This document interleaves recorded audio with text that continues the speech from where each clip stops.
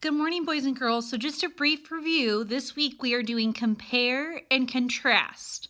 So, remember that when we compare, we identify how two stories are the same, and when we contrast, we identify how they are different. So, that's what we're going to focus on today with two versions of Cinderella.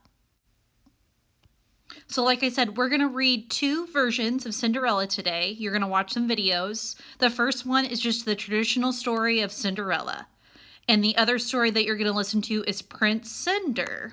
And then you're going to be able to answer some questions, hopefully, to compare and contrast them. So you're going to be looking at both stories and answering questions, but 3 or 4 different questions. And I'll show you a model after you listen to the stories. So enjoy the stories.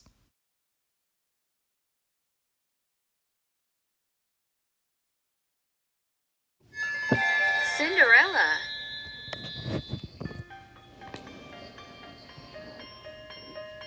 Once upon a time, there was a beautiful girl named Cinderella who lived with her 2 stepsisters and stepmother.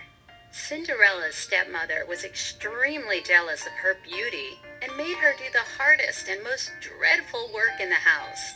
Cinderella did the dishes, scrubbed the floor, and made the bed, while her stepsisters rested on fancy beds.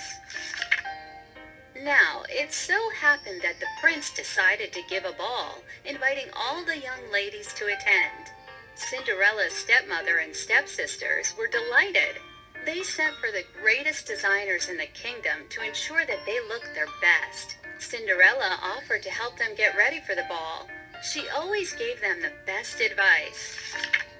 As she helped them, the eldest sister asked, "Cinderella, are you not going to the ball?" Cinderella sadly lowered her head and said, "No, you're only teasing me because I have nothing to wear. Perhaps I could borrow something? Lend our clothes to such a dirty cinder wench. We're not fools," they exclaimed.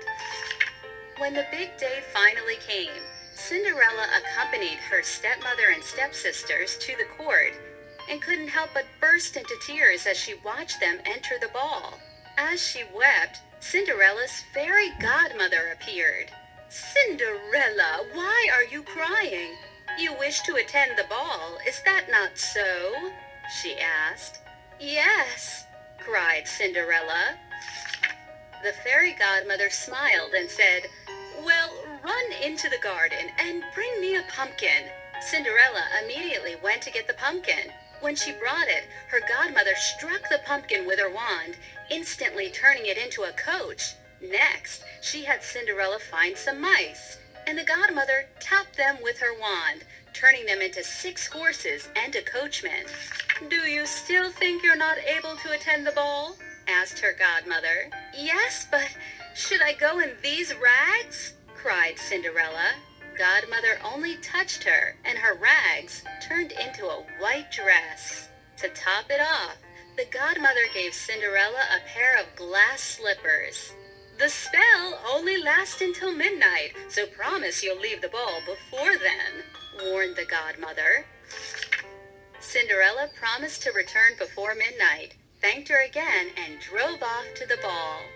When Cinderella made her entrance, the dancing and the music stopped, as everyone turned to gaze at her beauty.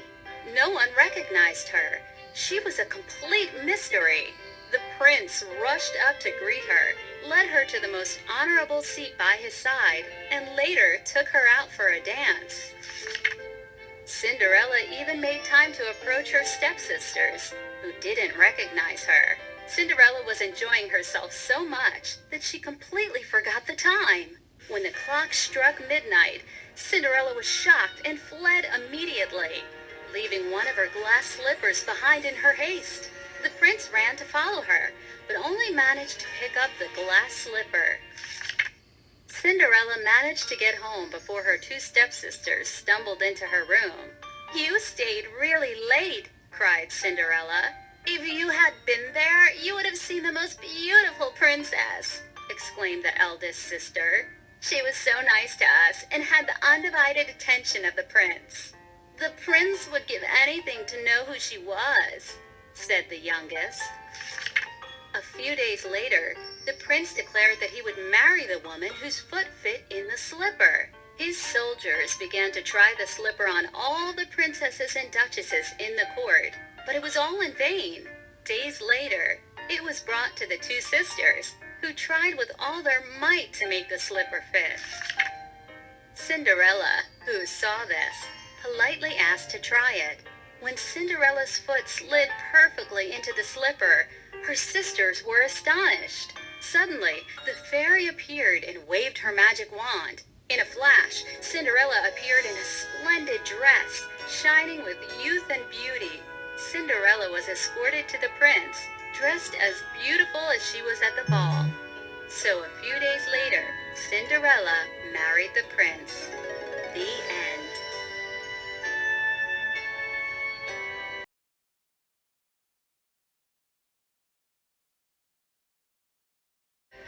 Prince Cinders. Written and illustrated by Babette Cole. Prince Cinders was not much of a prince. He was small, spotty, scruffy, and skinny. He had 3 big, hairy brothers who were always teasing him about his looks. They spent their time going to the palace disco with princess girlfriends. They made poor Prince Cinders stay behind and clean up after them. When his work was done, he would sit by the fire and wish he was big and hairy like his brothers.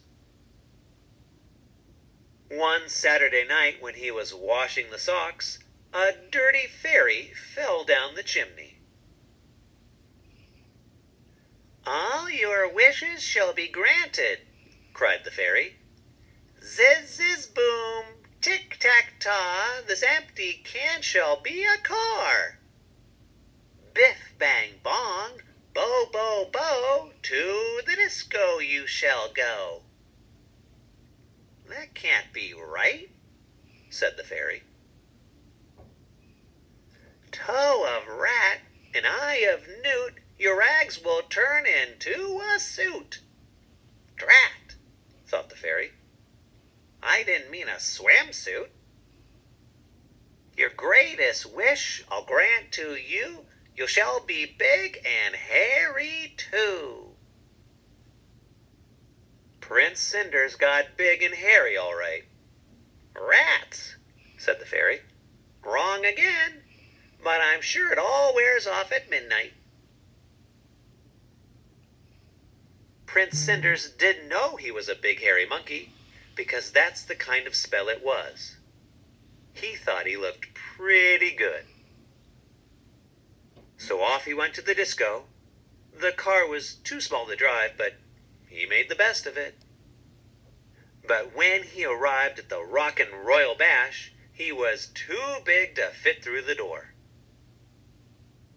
He decided to take the bus home. A pretty princess was waiting at the stop. "When's the next bus?" he grunted. Luckily, midnight struck and Prince Cinders changed back into himself. The princess thought he had saved her by frightening away the big hairy monkey. "Wait!" she shouted, but Prince Cinders was too shy. He even lost his trousers in the rush. The princess was none other than the rich and beautiful Princess Lovelypenny. She put out a proclamation to find the owner of the trousers. The Princess Lovelypenny decrees that she will marry whoever fits the trousers lost by the prince who saved her from being eaten by the big, hairy monkey. Fitting sessions begin today. Every prince for miles around tried to force the trousers on, but the trousers refused to fit any of them. Of course, Prince Cinder's brothers all fought to get into the trousers at once. "Let him try," commanded the princess, pointing at Cinders. They won't fit that little squirt, sneered his brothers. But they did. Princess Lovelypenny proposed immediately. So Prince Cinders married Princess Lovelypenny and lived in luxury, happily ever after. And Princess Lovelypenny had a word with the fairy about his big, hairy brothers, whom she turned into house fairies, and they flitted around the palace doing the housework forever and ever.